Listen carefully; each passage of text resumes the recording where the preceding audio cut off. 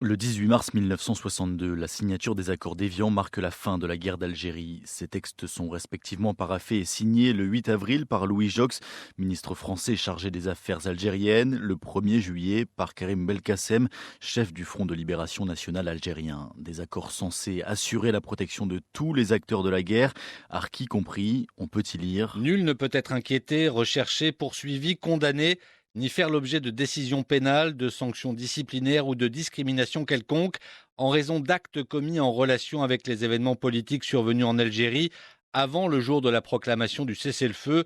Aucun Algérien ne pourra être contraint de quitter le territoire algérien ni empêché d'en sortir. Pourtant, un peu plus d'un mois après sa reconnaissance du texte, Louis Jox fera du 12 mai 1962 une date honteuse pour la France. Dans une note, il interdit le débarquement de harkis en métropole tout en préconisant leur renvoi en Algérie. Alors que pendant ce temps-là, les harkis sont victimes de représailles, sont torturés, sont massacrés. En Algérie, la vallée de la Soumane porte les marques des raids de représailles lancés par les rebelles. Des villages incendiés, des dizaines de personnes égorgées, tel est le prix que les rebelles ont fait payer aux habitants pour avoir affirmé leur loyalisme à la France. 5 jours plus tard, le 17 mai, le clou est enfoncé. L'ordre de Louis Jox est relayé par Pierre Messmer, le ministre des Armées, et Roger Frey, alors ministre de l'Intérieur, adresse une circulaire au préfet pour empêcher l'installation des harkis dans l'Hexagone. Malgré ces directives, certains officiers désobéissent et évacuent des harkis, leurs femmes et leurs enfants. Ils atterrissent dans des hameaux de forestage ou dans des camps de transit. Je suis né derrière les barbelés du camp de Bias, dans le Lot-et-Garonne. Et ces barbelés, je les ai toujours dans la tête. Une enceinte grillagée, fermée la nuit par un haut portail cadenassé. Pour les familles de harkis, c'était le bout du bout. Il était surnommé le mouroir des harkis. Dalila Kerchouch est fille de harkis. Elle raconte comment ils ont été parqués et délaissés dans ces camps aux conditions de vie déplorables et pour beaucoup traumatisantes. Le drame des harkis est irréparable.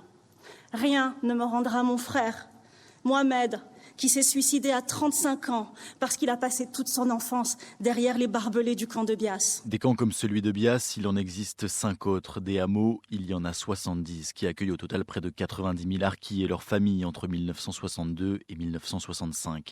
Le ministre des Rapatriés de l'époque, François Missoff, qualifie même les plus fragiles d'entre eux d'irrécupérables ou de déchets. La France leur reconnaît le statut d'anciens combattants 12 ans après la fin de la guerre. La République française, par une loi portée en 1994 par le gouvernement d'Édouard Balladur, témoigne sa reconnaissance envers les rapatriés et victimes de la guerre d'Algérie pour les sacrifices qu'ils ont consentis.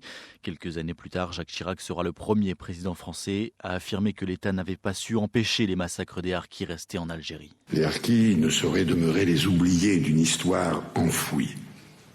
Ils doivent désormais prendre toute leur place dans notre mémoire. Un discours prononcé le 25 septembre 2001. 25 septembre, date qui deviendra la journée nationale d'hommage aux harkis. Entre-temps, le président algérien, lors d'une visite en France, réagit et leur ferme net la porte. Pour Abdelaziz Bouteflika, l'Algérie n'est pas le pays des harkis. Je crois que aussi les conditions ne sont pas encore venues pour des visites de harkis. Ça, il faut que je le dise.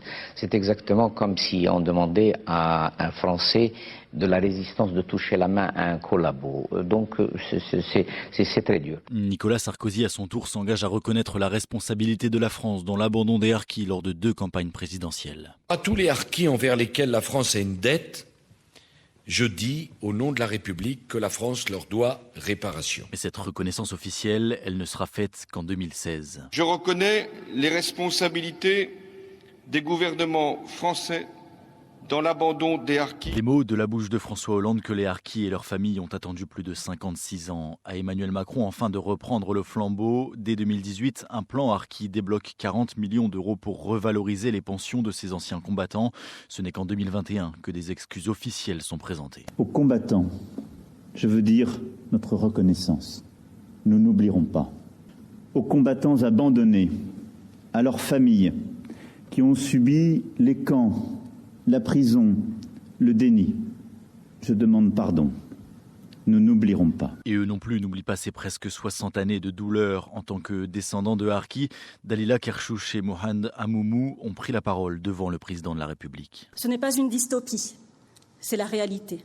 Quand on remplace le mot harki par le mot français, ce qu'ils sont, on réalise que ce drame dépasse l'entendement. Il faut reconnaître ces abandons, ce refus de non-assistance à personne en danger, l'accueil indigne de ceux qui ont pu trouver refuge en métropole. 60 ans de souffrance, d'abandon pour enfin un pardon. En 2018, la publication d'un rapport fait écho à l'inscription inscrite sur le Panthéon « Aux grands hommes, la patrie reconnaissante ». Il est intitulé « Aux harkis, la France reconnaissante ». Enfin.